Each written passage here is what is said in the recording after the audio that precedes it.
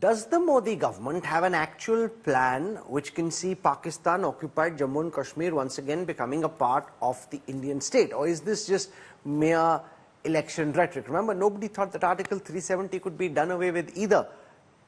It went in one stroke. When I spoke to the Home Minister, he said, it'll happen. We will find a way. Is there a way? Can there be a way? To talk about this, I'm joined on this broadcast by my colleague, our Strategic Affairs Editor, Gaurav Sawant. With us is Lieutenant General Tiny Dillon. He's been former General Officer commanding 15 Corps in Kashmir. We've got Sushant Sareen, one of our best-known strategic affairs experts. Colonel Ajay Shukla joins us, another really top military mind. We've got Dr. Kamar Chima from Pakistan, and we've got a Baluch activist, Ahmar Mustikhan, joining us. Gaurav, I want to come to you first. Is this possible? Because you have a fair sense of how the military operates. It's not just PoK and the people, and we saw that report about protests in Pakistan-Occupied Kashmir. There's also the Pakistan army to contend with. Is there a rational strategy with which we can make PoK a part of India?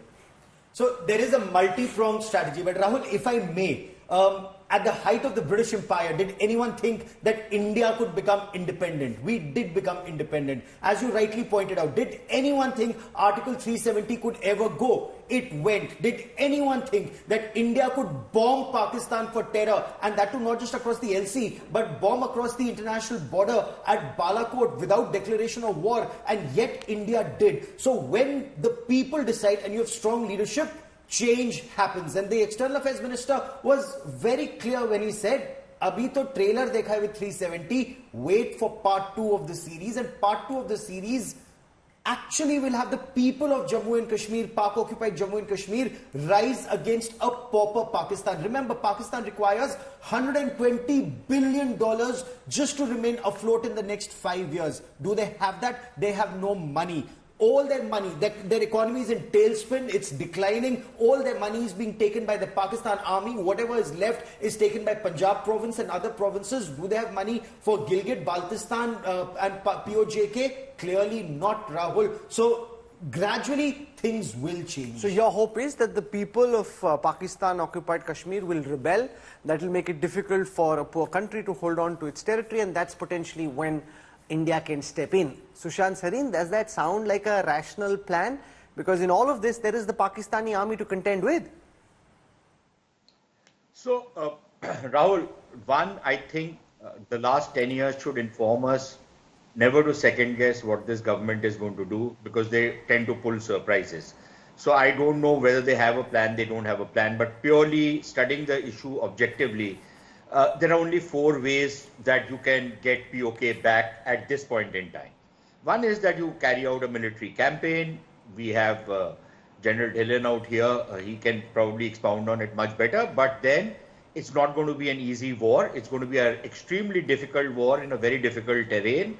And of course, there is the nuclear factor. The second possibility is that there is a mass uprising in PoK. And the people are completely alienated and they want out and they want to reunite with India. But even in that event, given the kind of brutality that the Pakistan army is notorious for, we will ultimately have to fight a war, and then the same dynamic comes into play. The third possibility is that there is an economic and a political collapse, which cannot entirely be ruled out. It's a bit of a stretch at this point in time, but yes, it cannot be ruled out. And then things simply implode in a way that, you get in and pick up the pieces.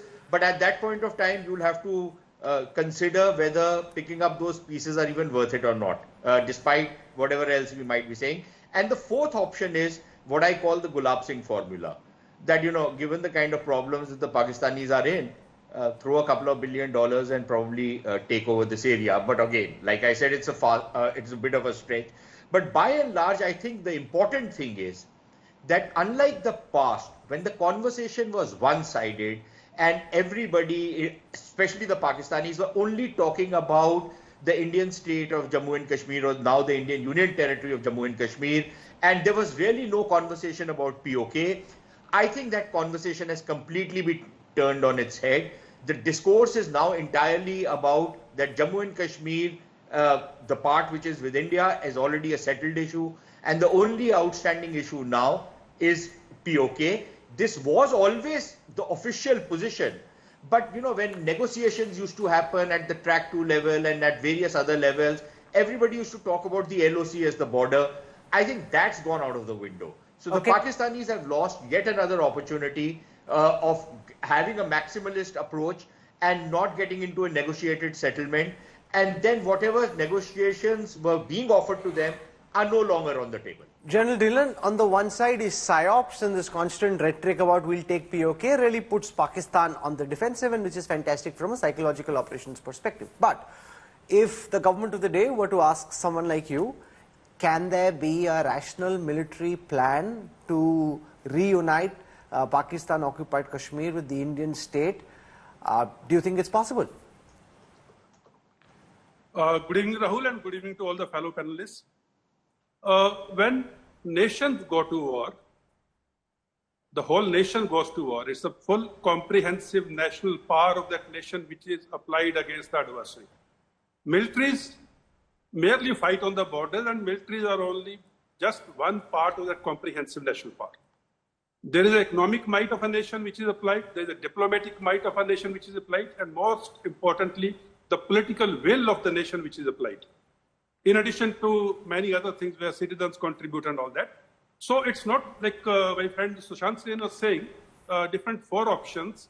Whenever such a large-scale thing takes place or a nation takes a decision, all these 4 plus many more are combined together to apply against the nation.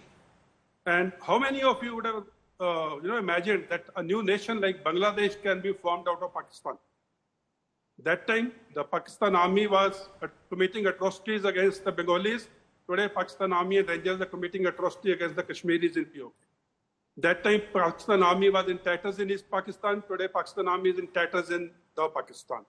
That time, Indian might was applied in conjunction with so many other things. The Indian military might I am talking about.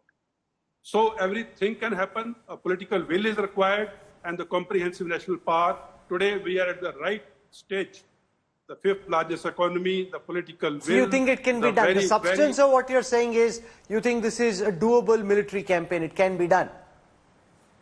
I said that. I said military campaign is but one part of such an operation. Sure, but the moment, say, the first tanks roll in, the first troops roll in, Qamar Chima and the others in Pakistan, when they speak, they'll say, have you forgotten we've got nuclear weapons, we'll use them.